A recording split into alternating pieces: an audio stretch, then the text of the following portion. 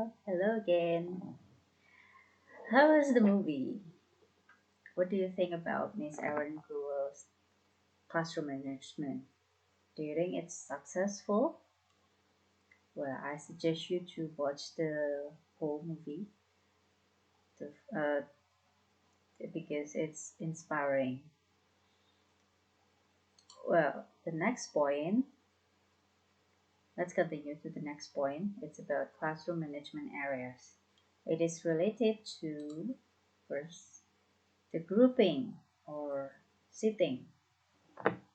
So it's important when you decide the groups for your students and the seating arrangement for your students, whether you want to make a U shape or uh, you can give the students freedom to choose their uh, desk mate or group mate, or you also need to think whether you can pair up uh, a noisy students with the silent one, or students who is so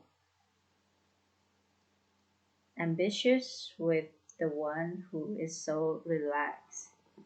So you need to understand your students. That's why it's important for you to build the relationship. And I think it's not easy, and it's not easy to build that kind of relationship. But when you are successful to build that relationship, it will affect your teaching. Your teaching will be more successful. The next point is the activities. Whether you use games or you lectures all the time, or you can use group discussions, group work, task assignments. Well, your decisions affect your teaching. Authority, what does it mean? Whether the teachers can play the author the role of an authority for the students, whether the students can follow the teachers, whether the students think that the teachers can lead them or not. So it's important for you to especially make decisions. Well, this one is quite scary sometimes. You need to deal with unexpected problems. You need to deal with critical moments. Like in the picture, you see a messy classroom. The students are fighting, the students are teasing each other. So, well, you will deal with this kind of problems when you are teachers.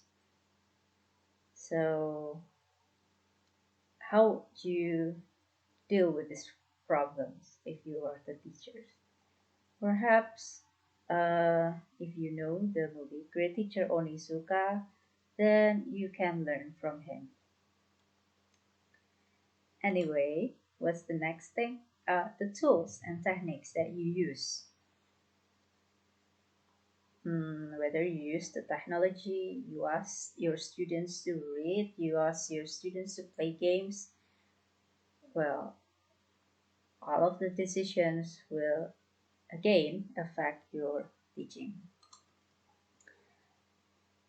Nah, because you are working with people, you are working with your students, you are not working with the papers, with the computers, with the grades. Even though, well, it's important, but the most important thing is that you are working with people, with your students, with heart. So, uh, the law of attraction also applied in the classroom. Again, when your students like you, when your students love you, whatever lessons you give to them will be successful. And yeah, it's important that you can take decisions whether to do certain actions, when and how to do them, who will do them, and also another important thing is the actions. What is done in the classroom, like rearranging the chairs, forming groups, etc. So the decisions and the actions will affect your teaching. So what influence classroom decisions and actions? First of all, the lesson goals. What is the objectives of the lessons? And what is the objectives of the activities that you use? Is it related to each other? Does the goals and the objectives of the activity can meet the goals of the lesson? Does the objectives of the activity can answer the goals of the lesson? And of course, the student's feeling, the student's attitude, the student's mood, the student's interest will affect your decisions and actions. And one more thing is the teacher's knowledge, attitudes, intentions, beliefs, and values. It will affect your teaching. It will affect your activity. It will affect uh, the actions that you will apply in your classroom. So, for example, uh, I really appreciate and I really want my students to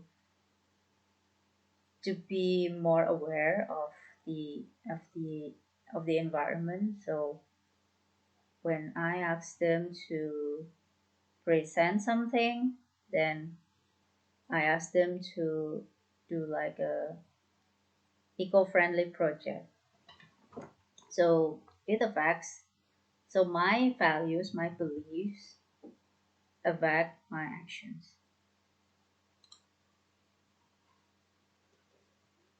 But no single correct way to do something or to handle certain situations.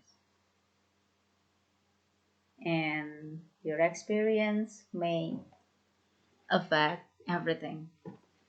Your experience may decide whether um you can do better in the next lesson or not.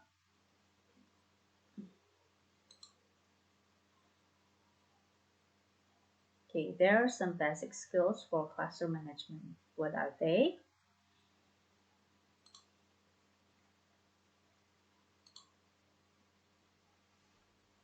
Yeah, you need to be able to look at and read classrooms and classroom events as they occur. What does it mean? When you ask your students to do the group work, you can see their interaction with their friends. Perhaps you will see whether they are good friends or they hate each other. Then, of course, it will affect your teaching. It will affect the group work. It will affect uh, the lesson, especially when they hate each other. And you need to be able to think of possible options available. Becoming a teacher means you are open to flexibility. So if you are flexible, then you will see what happened in your classroom and you can switch from the most possible actions or most possible activities that you can use in the classroom. You need to be able to make appropriate decisions among those options. So you have lots of options, but you have to be wise in making the decisions. Remember that you need to consider your students, and you need to be able to turn decisions into effective and efficient actions. So you need to consider the time, you need to consider uh, the resource in your classroom, whether the students can have access to books, internet, or other supporting resources or not, because it will affect um, your class. It will affect the success of your class, of your lesson. Okay, what's next? Oh, now, how to improve the classroom management skills. First of all, you need to increase your awareness of what options are available. And you need to improve your skills in selecting the most appropriate option at each point. You need to improve your ability to efficiently, effectively turn this into actions. So basically, you need to develop your awareness, your skills, and ability. How should you do that? You need to read relevant books or articles, talk to other teachers, observe other teachers at work, and if it is possible, getting feedback from observers of your lesson is also important. But from my experience, uh, well, reading relevant articles is still possible. But books, well, you may not have time for books because um, there's lots of assignments that need to be checked. But you can have some time to read articles. Talking to other teachers also helps a lot. I learned a lot from my seniors when I was a teacher in senior high school. And observing other teachers, well, maybe it's quite impossible to do because some teachers, uh, well, didn't really, they are not really comfortable with it. And yeah, getting feedback from observers, if the schools have the observers, especially if you are student teachers, then you may get this feedback.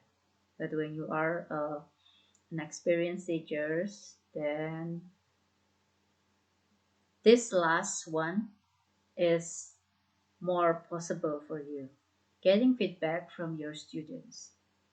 Well, sometimes, most of the times, it may hurt you, but it's important and it can develop your classroom management skills. It can also develop the way you teach, the way you perceive the way you see your students.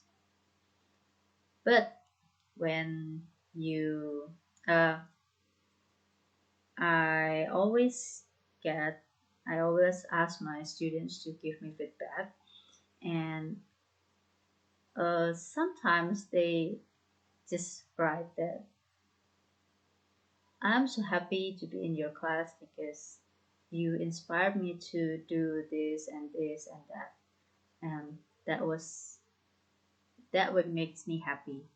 And but I also get uh, some some feedback that makes me quite hurt because they criticize my teaching. well, but never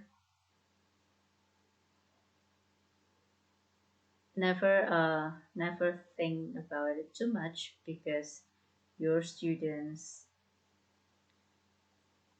will give you good feedback actually. Good means they will help you to improve. By criticizing you, then you will know what do they want. All right, so that's the end of our lessons. If you have questions, please feel free to ask. Hopefully it's clear enough, but if you have questions, just ask. And this one is your next assignment. Making sense of the knowledge. You will do a talk show. You will work in a groups of three and you will discuss how to solve the case given to your group. So later I will draw the topic and give it to you, update it in the Google Sheet, and you have to search for 4 to 5 possibilities to be shared.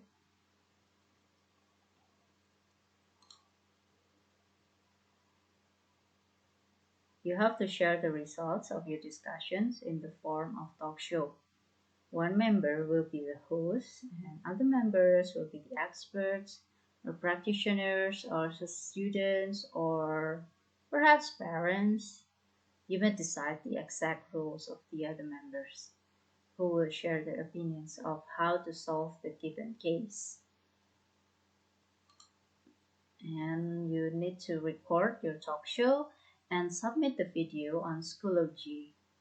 It's on the discussion box, so your other friends may watch it as well. And later, after you submit your video, we will discuss and your friends will give comments.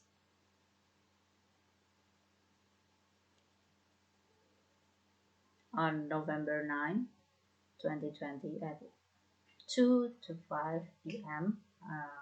During our regular schedule. Please be creative, have fun, and entertain your audience through a meaningful talk show. Alright, so if you have questions, feel free to ask me to my WhatsApp number and or in the discussion box. Okay, so that's all for today. After this, please continue discussing the talk show with your group. Bye bye.